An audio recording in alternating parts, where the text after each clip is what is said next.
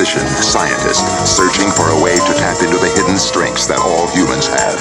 Then an accidental overdose of gamma radiation alters his body chemistry. And now when David Banner grows angry or outraged, a startling metamorphosis occurs.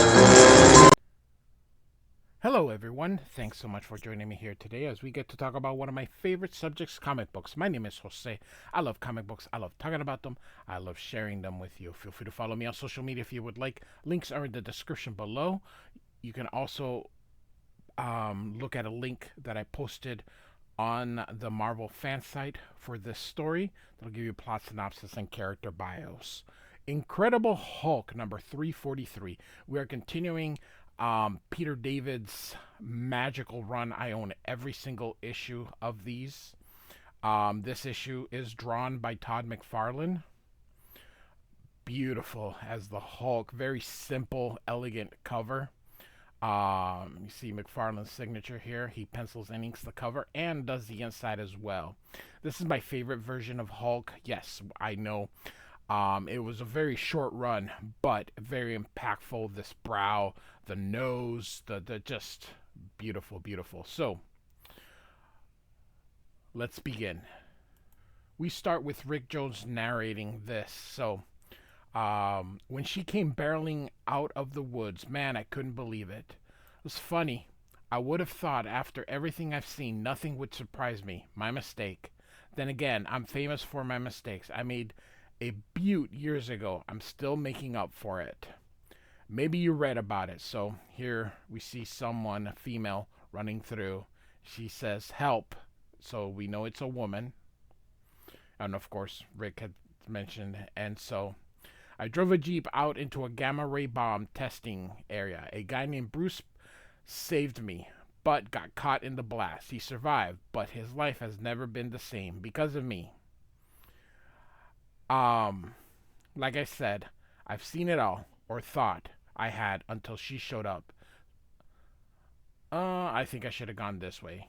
So, since then, I've been partners with two captains, saved the universe, gotten cancer, gotten green, gotten better. Who am I? I thought it was obvious. So you can see that Betty is being chased by a robot of some kind. My name is Rick Jones.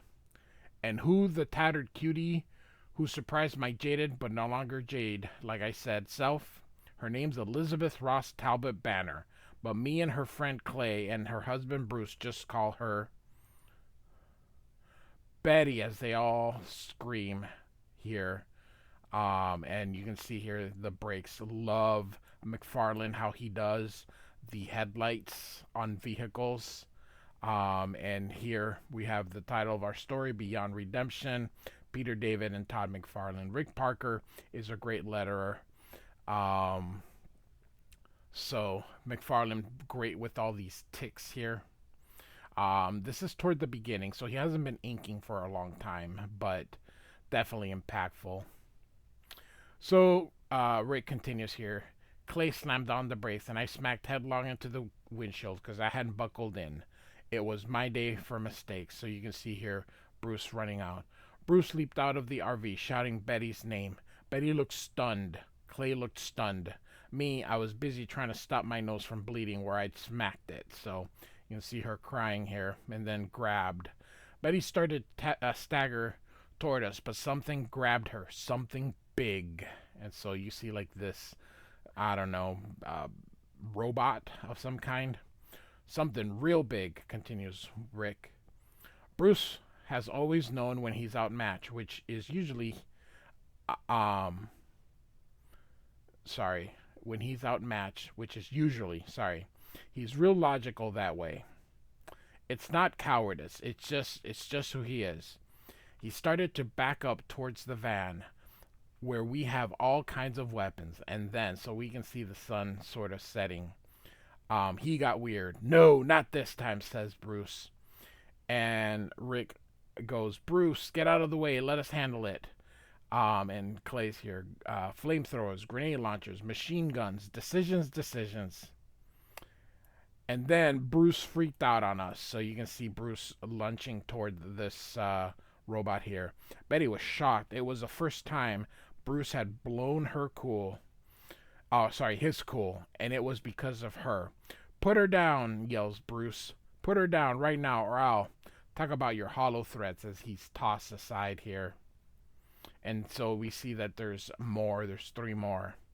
As if it wasn't bad enough, suddenly Larry and Moe showed up too. That's a reference for those of you younger folks to the Three Stooges, Larry, Moe, and Curly. So, because these 10-ton turkeys made like Astro Boy and took off, no problem, because Clay has tracking, was tracking them with our onboard radar here, and so we got a wonderful um, vertical panel. McFarlane and Frank Miller are just wonderful at these panels. But Bruce, he didn't know that. All he knew was they're getting away, yells Bruce. And Clay says, no, they're not. But look, Bruce, this whole thing feels wrong, he continues here.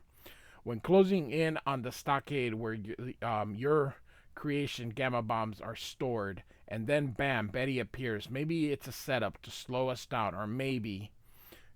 But Clay is interrupted here. You can see Bruce, and I love, look at this, how angry Bruce is. And look at Clay, just surprised. And Bruce says, don't lecture me, Clay. I have 10 times your brain power. I know all the possibilities. Bad enough that I let you talk me into delaying the search for Betty. Now I'm supposed to ignore her when she's right in front of me. Now drive after her, or I'll drive over you. So, so Ray continues narrating here. Clay slammed her into gear, and Bruce sat there smoldering. Loved the lines that McFarlane does. It's one of his tropes here.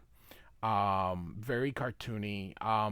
McFarlane is just, I wish he would draw more, man. I truly do. So we continue with Rick here. For a moment, I wonder what had gotten into Bruce. Then I glanced at my watch, and I realized it wasn't what had gotten into him. It was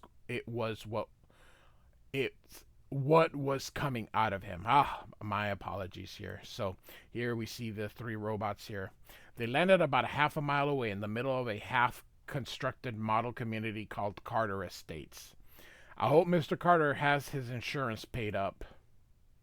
And so here they are, and here comes the cavalry.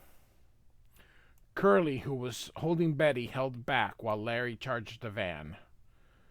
And so here you can see the weapons coming out. We gave him a high-tech version of a pie in the face. So then I leaped out for the final punch, an RPG-7 rocket launcher to Larry's gut. The blast knocked me on my can. The only effect that it had on Larry was it made him mad. And you can see here, smacks the van and it falls. And Bruce says, Clay, we're trapped here. Do something, please. Oh, and Clay. Oh, now he's Mr. Polite. I love Peter David's writing. Oh, no. No, it's not fair. I wanted to do it myself. I wanted to rescue her. Don't let him be the hero. And you can see as Bruce is turning into Hulk here as the sun is going down. Isn't there anything left for me? Is he the hero? Sorry, if he is the hero, who am I? And then he screams here, arr. So we get an interlude here. Who am I? And we've got Saunders here. Funny you should ask. Your name is Craig Saunders. So even as a kid playing with caps, you loved to blow things up. Was it the noise you loved or the pretty flash? So remember in high school you tried to formulate a new explosive and thought you'd failed until you tossed it in the sink. Took them a month to put the lab back together. For an explosive expert of your talent, the military was the perfect career. Go to war, blow things up, defuse bombs, and a great pay and great benefits. What a life. So here you can see him doing all that. Until the life falls apart. That day at National Airport, the idiot who thought he could smuggle a bomb through the airport fluoroscope, telling them it was computer parts. Like a bad movie, he shouted, "Everyone keep back, I'll set the bomb off." Terrorists made your stomach turn. So you took your nice clean pistol and shot that sucker down, screaming, ranting. He was an easy target. "It's all right," you shouted. "I'm a bomb expert. Let me check out. It's probably not even activated." First mistake, some hidden switch, maybe a dead man's handle. The thing was ticking, going to blow in 5 seconds. No time to defuse. You could have thrown yourself on it, been a dead hero. Instead, you slammed shut the case and threw it down the hall with all your strength. Toward the restrooms, the second mistake. "Look, Tracy, a brief," and of course it's a mother and child. And so, restroom, rest in pieces. So, it wasn't your fault that Nut showed up with a bomb, but all the blame was laid at your doorstep. You were a hot potato burning on the skillet, and the Army wanted no part of you. Here you can see the headline: Army bomb expert kills mother, child. You floated aimlessly and finally hooked up with the Hulkbusters. You saw a chance to atone for your mistakes. But your every effort ended up with failure, like when those muties escaped with the Hulk. That was an X Factor, which I have covered. I do have a playlist with the Hulk. I hear your mind crying out, "I just want a chance," you say. "That's all I ask." And so, love these 3 panels here, kind of. You'll have your chance, Saunders, a chance to make up for your failures. You shall become a redeemer. So, all right, we're back here to the action. I shot him again, and this time I could tell they were starting to show signs of stress. I was getting to them. Then I realized that they were going to get me first. Captain Marvel, the Kree hero I used to switch bodies with, fought robots all the time. What would he do right then? Then I remembered Marv's dead. Not very comforting. And at that moment I saw something that was comforting. So here we have Hulk coming in and grabbing him and bringing that robot down. You can hear all the sound effects here. And the arm goes out, the boot, and then the torso. So he tunneled underground to surprise him. He's getting real sneaky these days. It's making me nervous. And so here's tossing the head. And Hulk comes out next. So during this time, you can see McFarlane's not really inking. He's just dashing in marks. Eventually, of course, McFarlane will do a very good job with the inking. Or adding more blacks. But for now, he just adds just a few blacks. It's mostly just doing the ticks. Uh-oh. The robots say here. And so they throw Betty here. Oh, that's not good.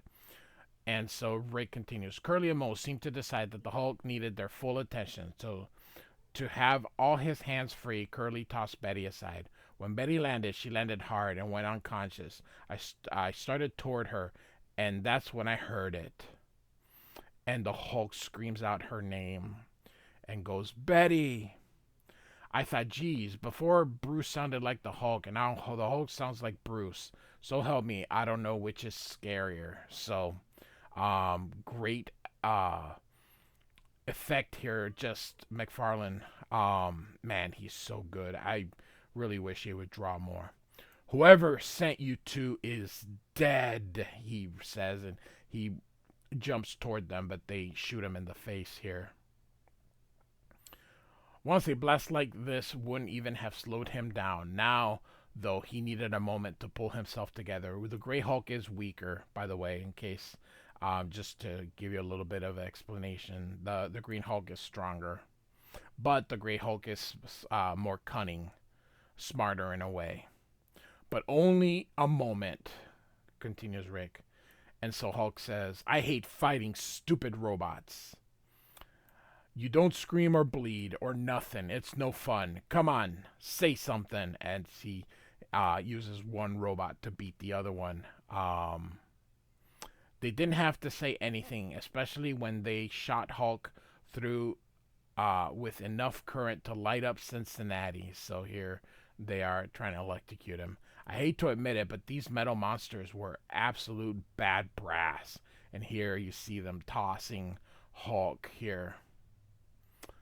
Though I never had the nerve to tell him, I'd secretly been glad that the Hulk's strength had been reduced. I figured he'd be less capable of wholesale destruction, maybe even more controllable. But as I saw those robots pile tons of construction junk on him, I suddenly got a real nostalgic for old Greenskin. Our team could have used him, but he was nothing except a memory.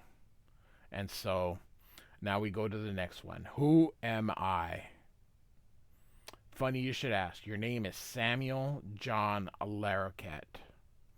And so, when you were a boy, your favorite toy was an old refrigerator with the door removed. You pretended it was a submarine or a rocket ship or other amazing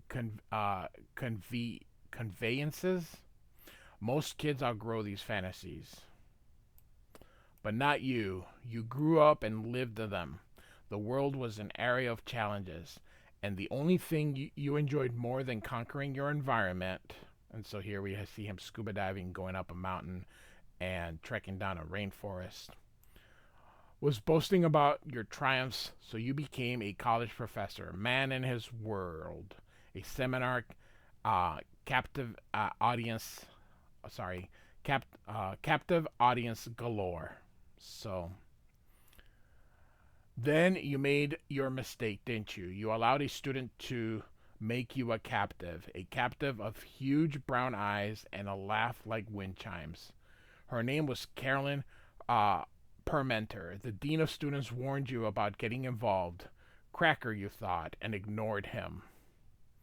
Carolyn's main interest was oceanography, which was fine because you felt as if you could swim in those eyes of hers.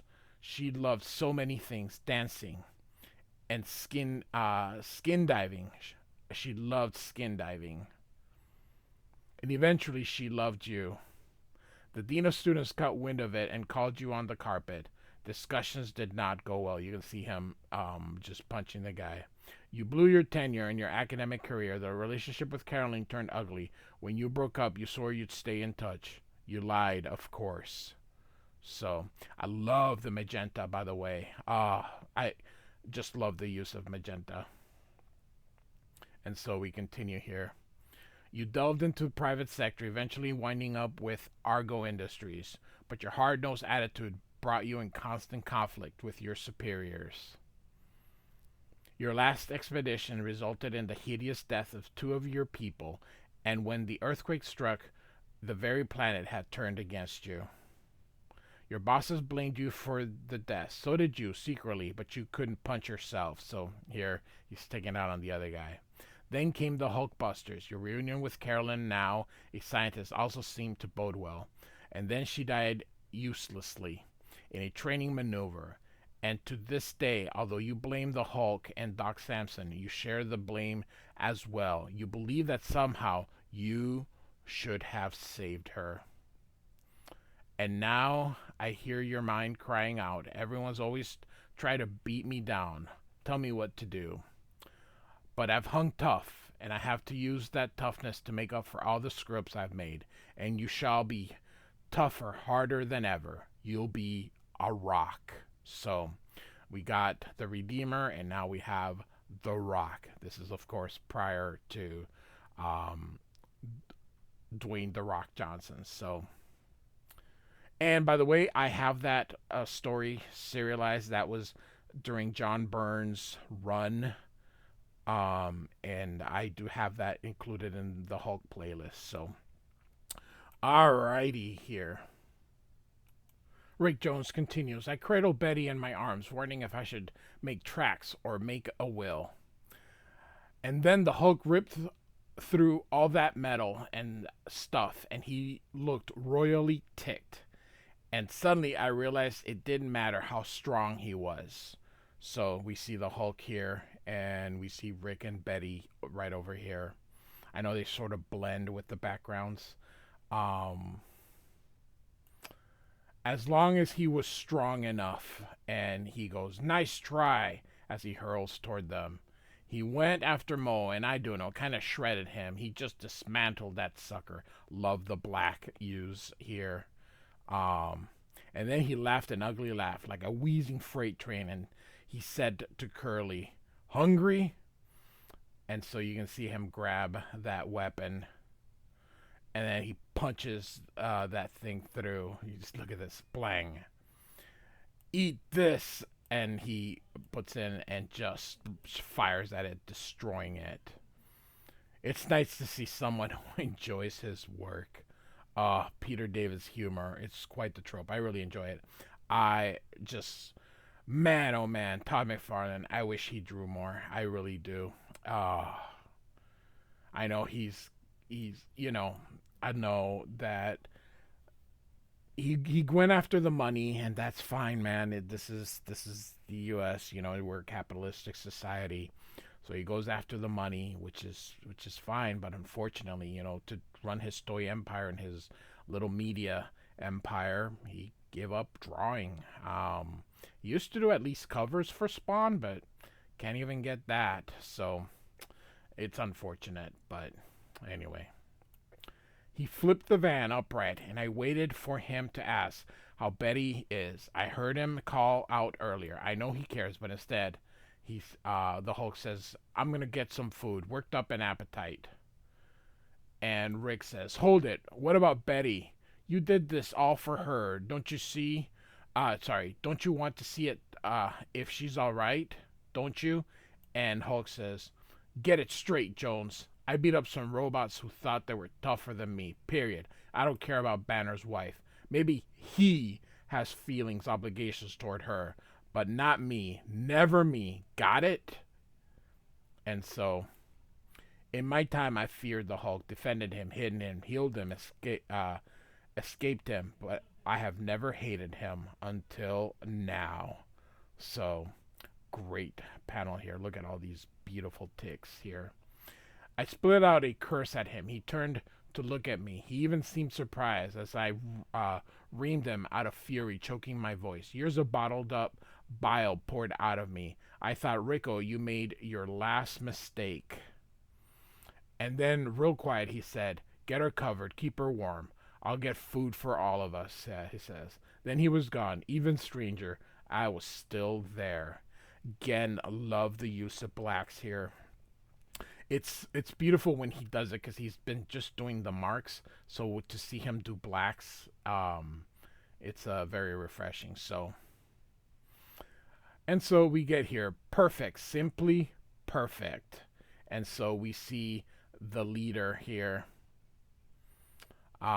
It's all exactly as I planned. I've slowed down the Hulk's progress and sown further seeds of dissent as he laughs here. Love the vertical panels, as I said.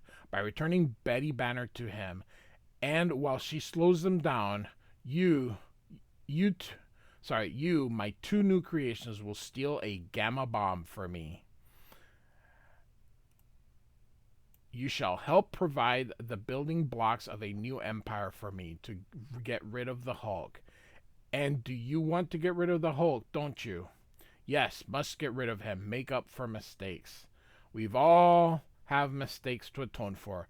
I, your leader, for all the times the Hulk has beaten me. And you for your personal failures that led to disgrace and death. But all of this shall be atoned for you.